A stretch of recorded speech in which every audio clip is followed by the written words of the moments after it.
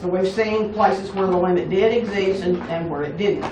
Now this is a good summary exercise to go through here to see if you got the concept of what a limit is. Does the limit at x equals -6 right here, does that limit exist? The answer's no, but why not? Why does the limit as x approaches 6 not exist? Can you be able to verbalize that? Infinity and negative infinity do not equal each other. That's right, infinity and negative infinity do not equal each other. If you approach -6 from the left, you get positive infinity. If you approach -6 from the right, you get negative infinity. Those don't match. Therefore, the limit does not exist. The limit does not exist as you approach -4. Because the limit as you approach from the left is +2. The limit as you approach from the right is 3. And 2 does not match 3, so the limit does not exist. The limit, however, as x approaches 0, which is right here, the limit as x approaches 0, if you approach from the left, it appears to be 3.5. If you approach from the right, it appears to be 3.5, and I'm saying 3.5, they're saying it's exactly 3.4. But if I was looking at that graph and they didn't tell me that was 3.4, I wouldn't know that. But I do know that it's approaching the same number. I can see visually that it's approaching the same number. Therefore, the limit as x approaches 0 does exist, even though f of 0 is down here at 2. F of 0 is actually 2. Yes? I don't understand a single thing that you're saying. Can you explain it again for the 6? Okay. Let me blow it up a little bit so we can look better.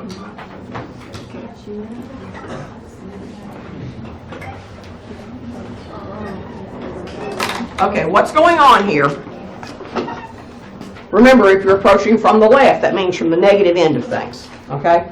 So if we approach this number, -6, from the left, we're riding along that blue line, but as we get closer and closer and closer to -6, the value of that function just keeps going on up forever, okay? So we say it approaches positive infinity, okay? However, if I try to approach from the right, which is numbers that are bigger than -6, now I can start up here, I can start down here, but it doesn't matter where I start. If I try to come sneak up on -6 from the right-hand side, what happens is the value of the function keeps getting more and more and more and more negative, okay? And if you look at it that that's hell and this is heaven, well, that's not the same place. Regardless of what your actual religious beliefs are, or you don't even have any, you do know that in any kind of system, heaven and hell are not the same place. So it's not going to come together. One side goes up forever and the other side goes down forever. Okay? So unless they actually come together, they don't have to actually meet, but they have to be looking like they're going to meet, then the limit doesn't exist. So here, the limit doesn't exist at x equals -4 because if you come at it from numbers less than -4, it approaches +2. But if you come at it from the other side, numbers that are bigger than -4, and trace backwards, it doesn't approach 2, it approaches 3. And 2 and 3 don't come together. They don't match. So that limit doesn't exist. They have to actually be approaching each other. They have to be on a collision course for each other for the limit to exist. Okay? Now actually, if I'm trying to approach x equals 0, if I come at it from the negative side, it approaches 3.4. If I come at it from the positive side, it approaches that same place. So if my left-hand limit is on a collision course with my right-hand limit, that limit exists. As long as they match, it exists. When you build a table, when you go from the negative side of the number and plug in the rule, and it starts giving you numbers that seem to all be going to or approaching a certain constant number, and then you go to the other side, like from, if you're talking about 0, I start out at negative 0.1. That's pretty close to 0. And then I put in negative 0.01. And that's even closer to 0. And then 0.001, 0.00001, until I finally get really, really, really close to 0. But what I notice happening in my Y column of my table of values is that the numbers are approaching 3.4. In fact, eventually they probably would be exactly 3.4, except the function itself doesn't have 3.4 as part of its rule. That's a piecewise function like the x squared you looked at. Okay? So for that reason, right there at x equals 0, the limit does exist, because the left and the right are on a collision course. So it isn't necessary that the value of the function match for the limit to exist. The limit still exists. Here, the limit doesn't exist. And the reason it doesn't exist is because I come at it from the left-hand side, I'm going down to negative infinity. When I come at it from the right-hand side, I'm going down to negative infinity. But notice they're just getting closer and closer together. They're not ever going to be able to approach the same number. Infinity is not really a number. Infinity is a place.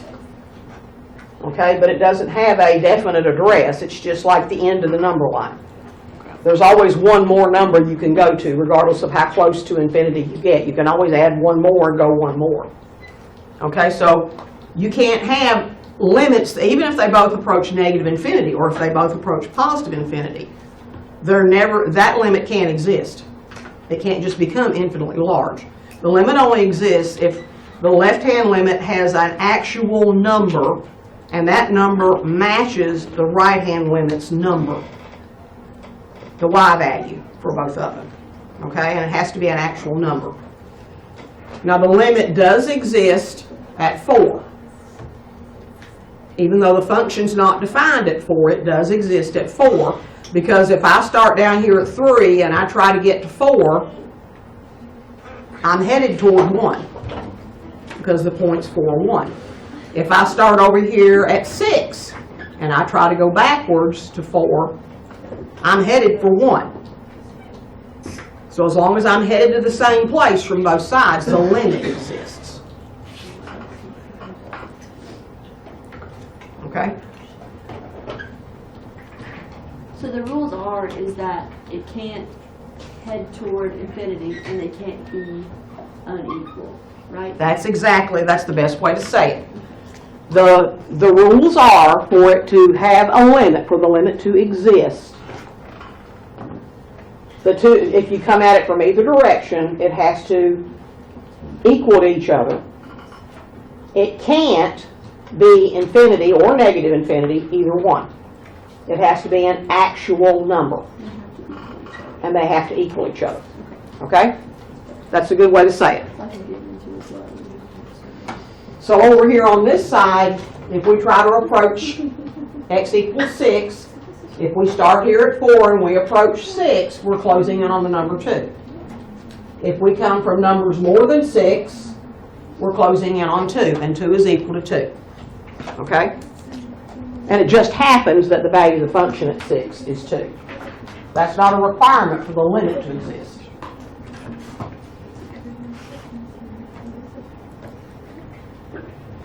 So even though I put this slide with all the rules on there, I don't want you to try to memorize these rules.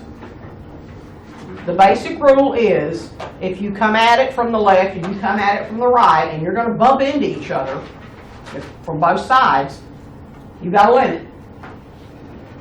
But if you come at it from the left and the right and you do this, or you do this, or even if you do that and that, no limit. Okay? They have to be heading for a head-on collision.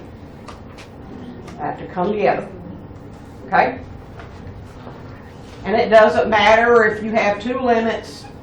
One of them is x approaches a for this function, and this is a different function. These rules will play much more into chapter 12 than they do now. Basically, if you needed to find the limit of two different functions and add those two limits together, you find one limit, you find the other limit, as long as they both exist, you add them together. If it's two functions multiplied times each other, you find the limit of the one function and the limit of the other function, and as long as both those limits exist, you just multiply the two limits together.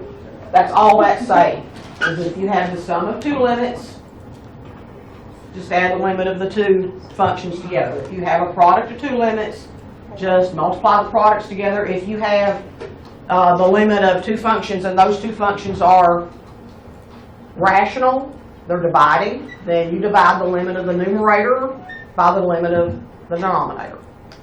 If you know what those numbers are, then you can not have to find some convoluted way to do it. It's more of a common sense thing. So don't worry about memorizing those limit rules. Okay, so looking at the problem that we're going to talk about here and see how these little rules work. Suppose you have f of x is equal to 3.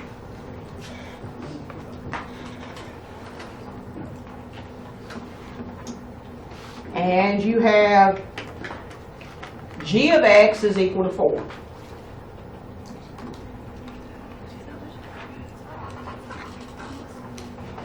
Now, I'm not going to tell you about rules here. We're going to talk about this in a logical way. Okay? Talking strictly about f of x. F of x equals 3. If x is 5, what's f of x? F of 5 is equal to, what does the rule say?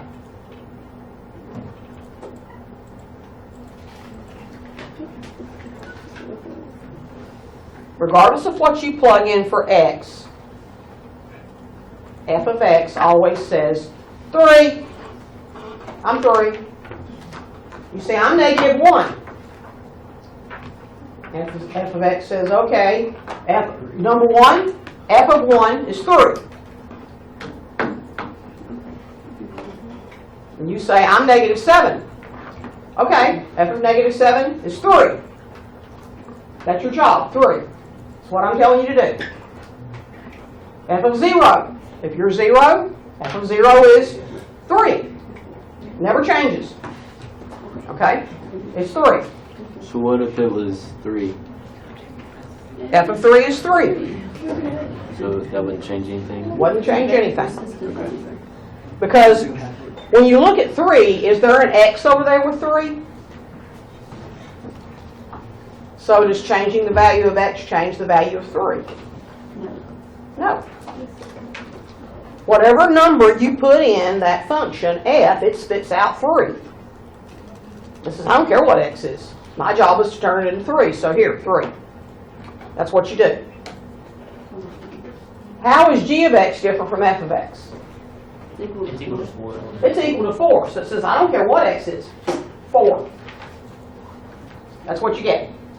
Don't care what you give me, you get 4. Okay?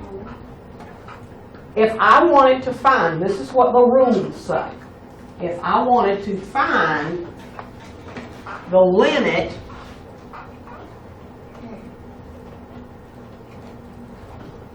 of f of x, regardless of what I approach, it doesn't matter if I let x approach 5, 7, 2,000, negative 10 million, and 41, the answer is always going to be 3.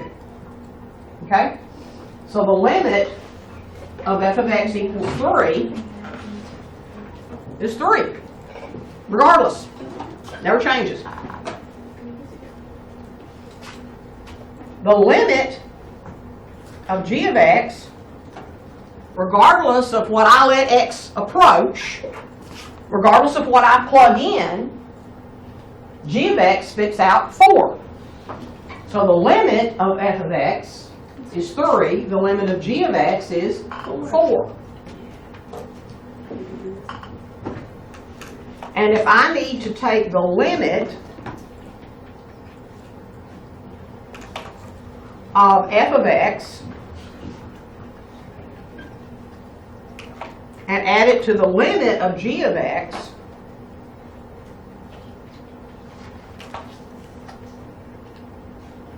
then the limit of f of x is 3, the limit of g of x is 4, and the limit of the two of them added together is 7. That's what all that fancy formula sheet looked, that was so weird looking, that's what it says. I like it. Yeah. Seems like good common sense, right? Now, if I asked you, since we're kind of on a roll with these two, we're kind of doing okay on that. If I asked you to find me the limit of f of x and g of x as a product, if I'm going to multiply them together, yeah, it's 12. It's 3 times 4, it's 12. Like this one. Did we pass the class? You're doing fine. You're doing fine. This is the part I was talking about on the first day when I said, when it seems obvious to you, don't think you must be wrong. What's obvious in calculus is usually correct. Okay? Don't think you're wrong just because it just seemed like the only answer there was. In algebra, it's like, oh no, that was too easy. I must have made a mistake. Calculus doesn't work that way. Calculus is actually, as long as you just let it go and think about common sense, it should be easier for you. Okay? So if you got an answer you think, well, that's just the obvious answer, I must be right. Okay? It's a new way of thinking. I just get really crazy answers every month. What if I ask you to find me the limit of f of x minus g of x? That's right. 3 minus 4, which is negative 1.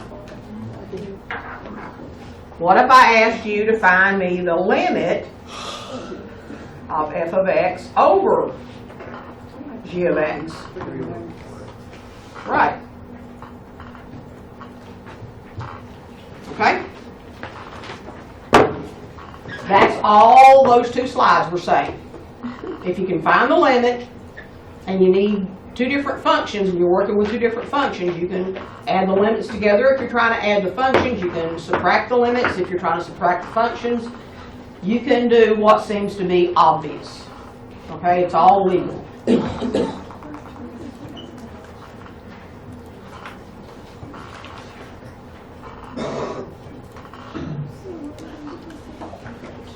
So that all says exactly what I just told you, only it's talking about two new functions. Okay?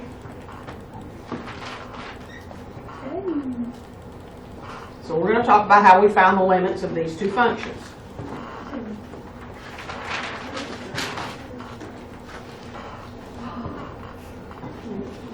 So here's our two functions.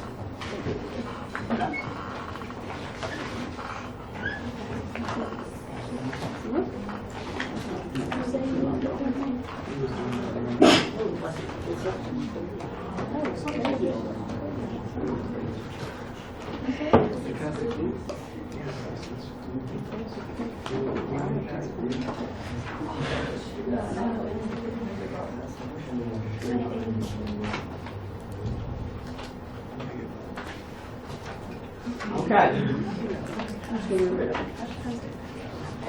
This is a rational function, but this rational function has a numerator.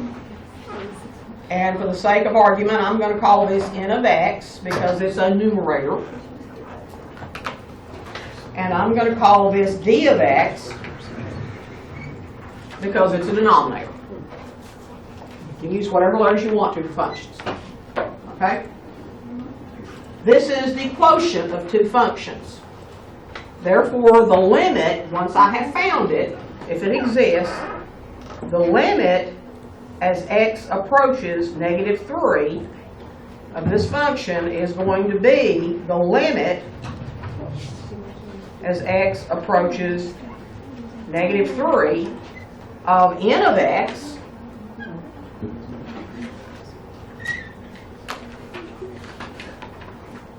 divided by the limit as x approaches -3, again assuming it exists, of d of x.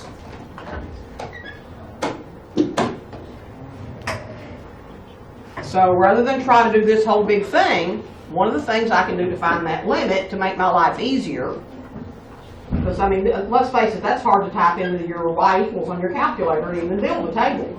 So what we do is we take the little pieces and we look at the little pieces by themselves. First of all, in the numerator, we take the limit as x approaches -3.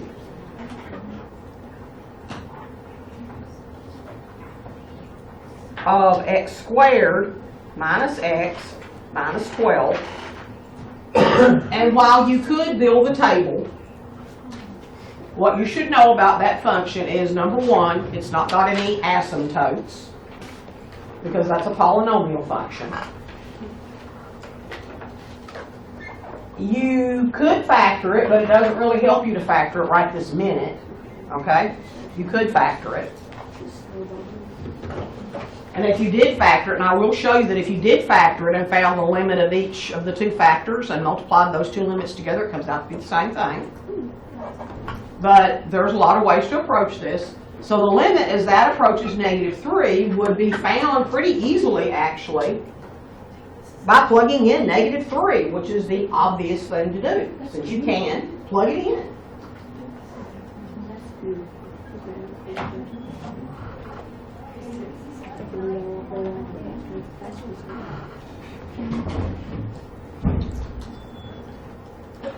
So that limit turns out to be 0. Okay? That limit turns out to be 0. Now, even if I come at it from a different method, even if I say, oh, that factors, and I just love to factor, which I know nobody ever said. If I were to take the limit as x approaches -3, x squared minus x minus 12 actually does factor. X minus 4 and x plus 3. This would give me an example of using that product thing that says if I take the limit as x approaches -3 of x minus 4,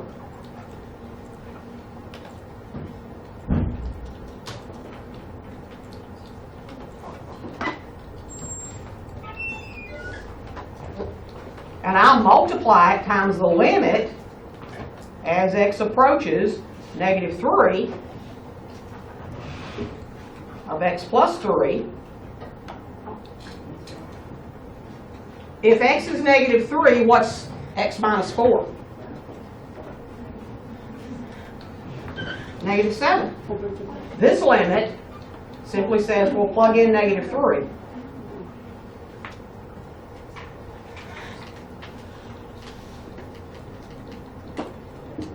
Okay? So the limit of that first part is -7. You're sitting there saying, whoa, wait a minute. It was supposed to be 0. Well, that's only the first factor. The second factor says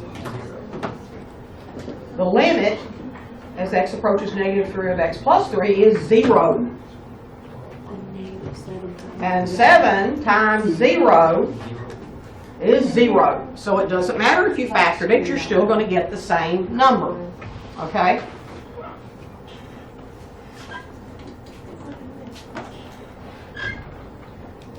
So I found the limit of the numerator. The limit of the numerator is equal to 0. And if I were not paying attention, I would jump to conclusions here and say, okay, since the numerator is 0, it doesn't matter what the denominator is, then the limit's going to be 0. Don't jump to conclusions. Remember, you always have to do both limits. The other limit says that the function using d of x is equal to x plus 3. What is the limit as x approaches -3 of x plus 3?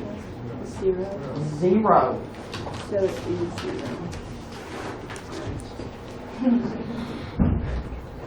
Now, everything in you, and this is the algebra where it's not quite as easy as you think it is.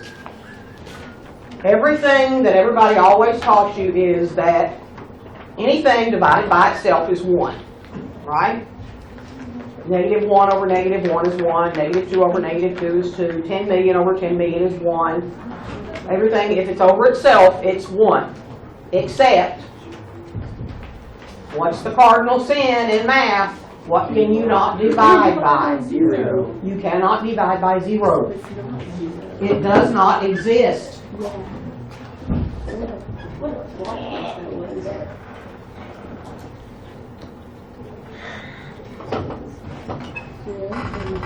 When it's undefined, we say it does not exist. DNE. Okay? Cool thing. I really didn't see it taking that time. No. Usually you don't see it taking that turn, but when it takes that turn, It just happens all the time. yeah. I have a very good memory. So that, nope. It does not exist. The limit as x approaches negative 3 of that function does not exist.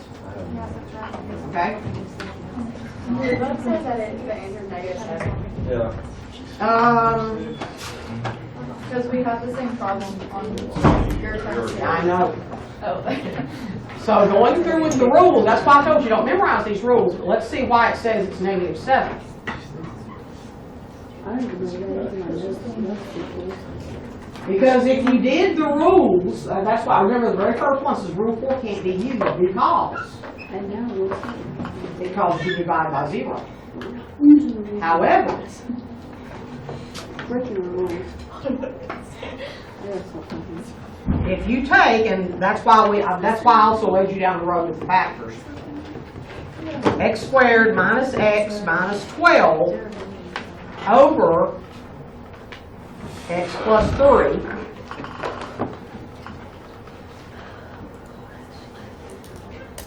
as we've already established, this factors.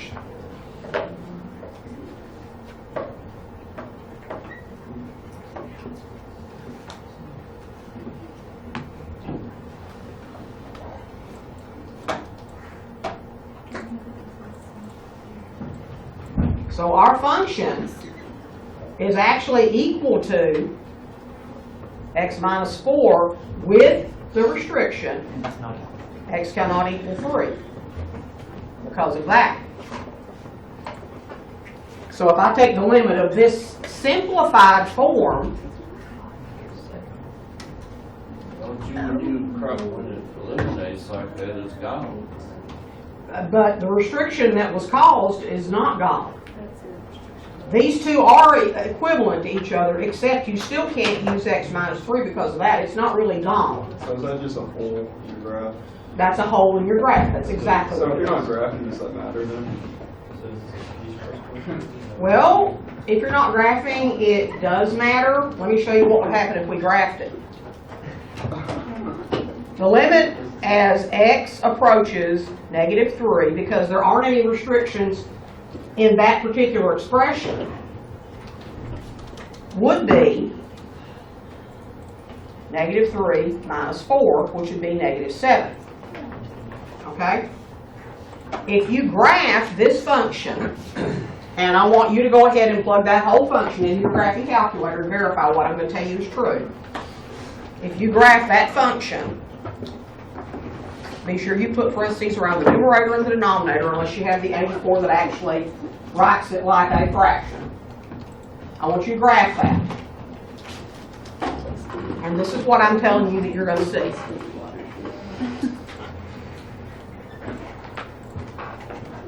Oldest way you can find it.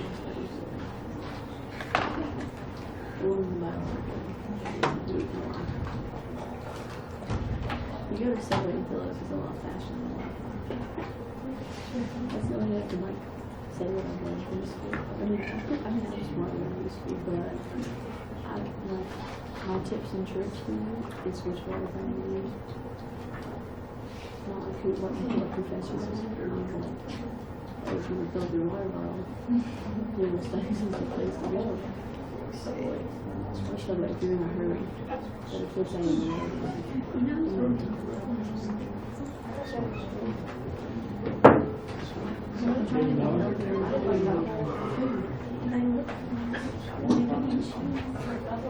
who gives you cheese?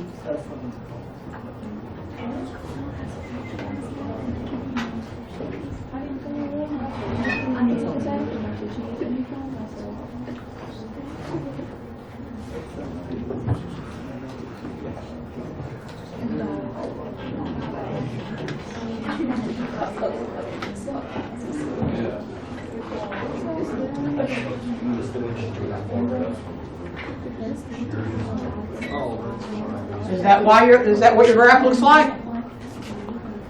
When you graph it on your calculator?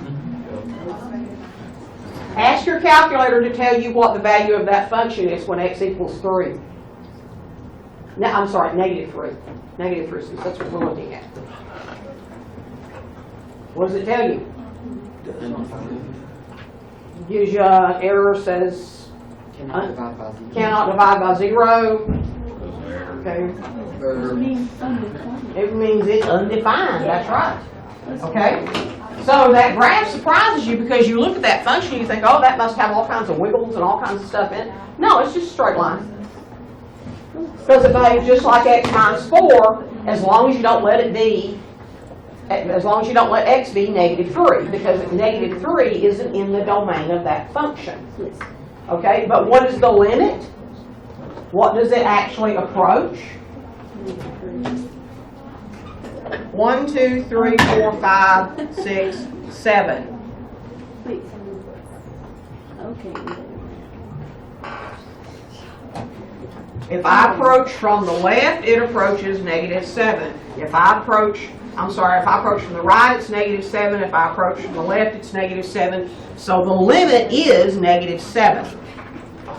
It really is negative 7. The function's not defined at x is negative 3. The function doesn't have to be defined at that value. The limits have to be on a crash course. And they are. Okay? So can I ask you how you got, well, this is going to sound really bad, but like whenever we did like the graphs that come in at different angles like that, how do you find that it is negative 7? Do you just go to where, like, I guess I'm asking, like, how did you know to go to negative 3 and then go to negative 7 and decide that was your answer, if that makes sense? Because when you graph it, what is the value of the function as it gets close to negative 3? What are your y values getting close to? And if you build that table for that function, the table we built last time, you'll see that as you plug in those numbers closer and closer to negative 3, regardless of which side, those numbers in the y column get closer and closer and closer to that. Okay? The answer is negative 7. Limit is negative 7. The limit is negative 7. But the function doesn't find. The function itself is undefined at negative 3, but the limit does exist, and the limit is negative 7. Okay? I can hang. I can do it. So whenever you write that, you just write the limit is x approaches negative 7. Just like what it says down here. Since this factor is like that, the limit as x approaches negative 3 is negative 3 minus 4, which is negative 7. Okay? Okay. You would do this problem exactly the same way. You have the PowerPoint, so I'm not going to beat you up over these. I'm going to let you look at these, but this one works the same way. You take the limit of that polynomial function, the limit of this polynomial function, and since this one you're trying to approach a positive number, you're not going to violate any rules because the positive number is 3, you can plug 3 in. Okay?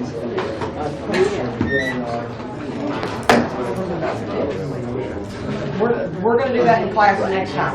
We're still not quite there yet. Okay. So you don't have to do the 11-2 activity. We're going to do that on Monday. What about the homework on show me? Tuesday, I'm sorry. Excuse me? What about the homework on show me for 11.2? Do we not have to do that yet? You don't have to do the homework for 11.2. We're a day behind because all this nonsense with the classroom. But we'll get it caught up. Okay, cool. Okay? So finish up 11.1. never mind. I still have